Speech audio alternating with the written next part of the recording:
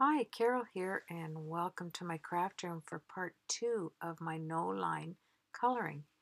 Now, I'm just taking out the Stampscape set here, and we're continuing on now that I have the background done. And I am going to use quite a few ink colors from the Distress mini packs here, and I'm just going to drag them along the set as you can see how I'm doing, because this is a mountain scene. And it's going to go across the top strategically, pouncing it once and then shadowing it by pouncing it twice and 3 times, just to make it look like it has some depth, and it gets, as it gets lighter in the background and the foreground is darker. So I will just show you here, and I'm using different colors, like some of the blues on the bottom, because it does have some water on the bottom of this stamp, but it also has mountains. So I'm trying to decide where each color is going to go as I am just stamping them here, and I will put it on a block and start putting my mountains down in the back. And you can see on the cardstock how easy it is to have your placement on there with the colors that you put on. You know exactly where the green is, you're going to put the mountains, and you're going to know where the brown is, your foliage and your trees, and then the pond that has the ripples with the leaves falling into will be in the front. And it all falls into place very well. So here I'm doing direct ink. So it's nice and juicy, and I'm going to start right up, just putting a little bit over the left edge so it doesn't look like it's a full stamp. It kind of looks like there's mountains carrying on to the side there. And then I have not only the browns and the greens and the oranges in the stamp and the blues, I have a lot of that green and yellow in the background that we placed down. So what I'm doing here is I am softening the bottom edges with a real light touch. I mean a feather touch. And it takes out the lines that your stamping made, and it drags them down to look like a shadow. It looks like the blue part has a shadow in it that is casting some of the mountains below. It's a really pretty effect. And here I'm stamping with full ink, and I'm rocking it to make sure that I get all of the color that I put into it. And it's quite pretty to see the background behind the mountains as well as the forefront. So I just turn my stamp around and choose the colors, and then I'm just going to put a tiny bit over top of that mountain right there to look like some more mountains. And I'm not going to ink. I am going to do second generation stamping here. I stamped off, and then this will go in the middle and up a tad higher. That way it's light and it looks distant. And I'm going to do 2 taps, and I'm going to put some more higher in the background, and that's how you get that nice look of light casting in the background and the dark images towards the front. It is really pretty effect when you're stamping and you're not drawing it out yourself.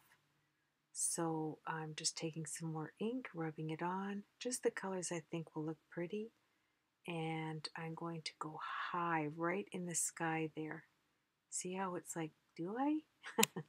Do I not? Oh yeah. And this one is a little darker than the ones that are cast in the background, just on the edges. So it is really nice to work with that way. And here's the chamois I got from my wonderful amigo Janet. And I am using those. I put them under hot water, and look how clean they get. I've used them again and again. And I just go downstairs and wash them out with hot water, and they are absolutely wonderful. I love these chamois. So I set that aside, and I am going to now start with my Copic ink. And I took a very fine brush, and I'm going to put, with that Copic ink, I put my mountain snow. I want to cast snow on the top, and I will pull that up so that you can see it. Right now, I'm just working and just not thinking. And I will focus in so you can see how I am doing the parts. And in the Stampscape set, there we go. All right, Carol. And in the set, it pretty well shows you where snow should go. They're really, really well thought out stamps. And, you know, if you're in British Columbia or you see those mountains like I have and the snow caps on them, they're just beautiful.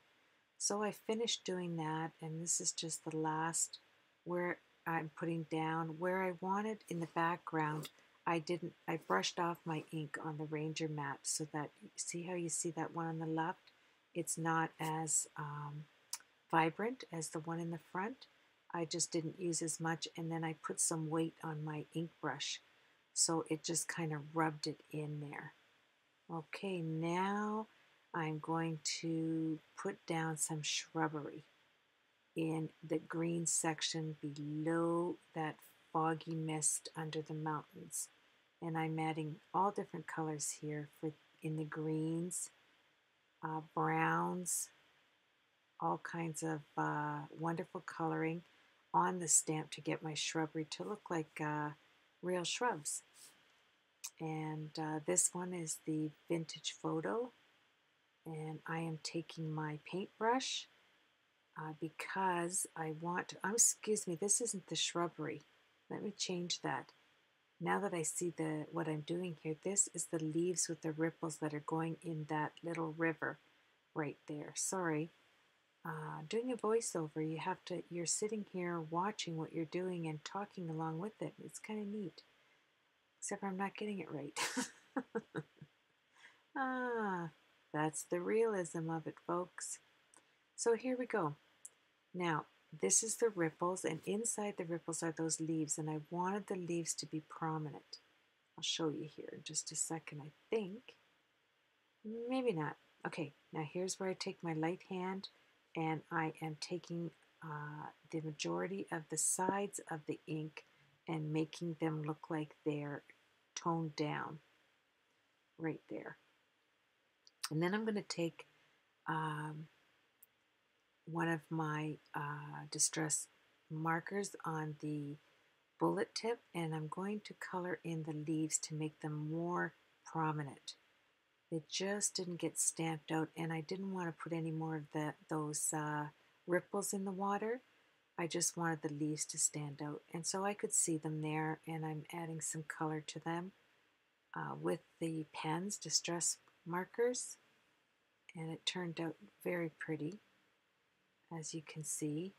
And there we go. And then I think I stamp it once more to have some more leaves on there. And here I go I'm doing the leaves first, and then I'm going to add, and actually this set here comes with two, a larger stamp and a smaller stamp where the leaves are smaller and the ripples are smaller. So I'm using the smaller stamp here, and I'm going to press it down, and I'm going to take out some of the ink, I think, later on to make it really light. I don't know if I show it, but there we go. No, it's not on here. I'm just going to add one there, right over top, just the leaves. I want the leaves quite heavy because the trees that I put on the side, now here I'm putting, this is what I should have done, is put my rubber mat. Gives me some boing boing boing when I'm pressing down, and it'll completely give me all the lines in my image by using a sponge mat. They are worth every penny, and they're not much. You can get them at Joann's or Michael's. They're very affordable. I think it was only $6, and I had to cut it in half. It was so big. So here I'm adding some more texture to the water, and I'm going to start with my shrubbery and my trees. And I have a part 3 that's going to finish the card, and I've actually, in part 3, I'm going to show you how I make my trees 3D, and I add fullness to them just with using the same stamp. So here I'm taking out some of the insides. I don't want it to be a full circle on here. I took out the leaves. I just want the ripples. There we go. And then second generation stamping, just to make the river look not, more like water. So there we go. And I'm gonna, no, yep, I did add some down there. And once the trees get in, the large pine trees, it looks like those leaves. There's some little maple trees in the background. It looks like these leaves fell right off into the water. It's so pretty. So here are the shrubs that I'm putting to each side, just little shrubs. They're going to be behind the large trees. Now, here's my clouds, perfect pearl mists. You're going to shake it well and put it on a baby wipe. And it will activate with the distress inks, and it will give you the shine and poofiness of beautiful summer clouds. You know those nice clouds that seem to glisten off water? They're just beautiful. When I went fishing on vacation, they looked just like this. It was absolutely stunning. So you just press it with the corner like this. The perfect pearls will activate the distress ink, and the white in the perfect pearls will bring the clouds out just like they're real clouds. And just put wherever you want a poofy cloud. The more you pounce on it though, the whiter it's going to get. So remember that as you're making them. If you want them to be subtle, some I won't pounce on, some I will. The ones that are forward, I will put, like you see here, I will put more of the liquid on there because I want them lighter. And the ones in the distant, I don't put as much perfect pearl on there because I don't want to lift that much ink. So here we go. I'm holding it. I want a big poofy cloud there.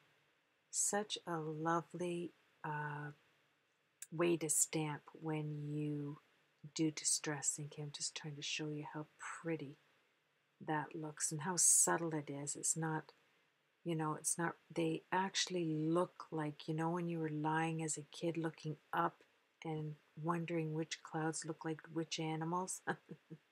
And you'd be picking, oh, that one looks like an elephant. Oh, yeah.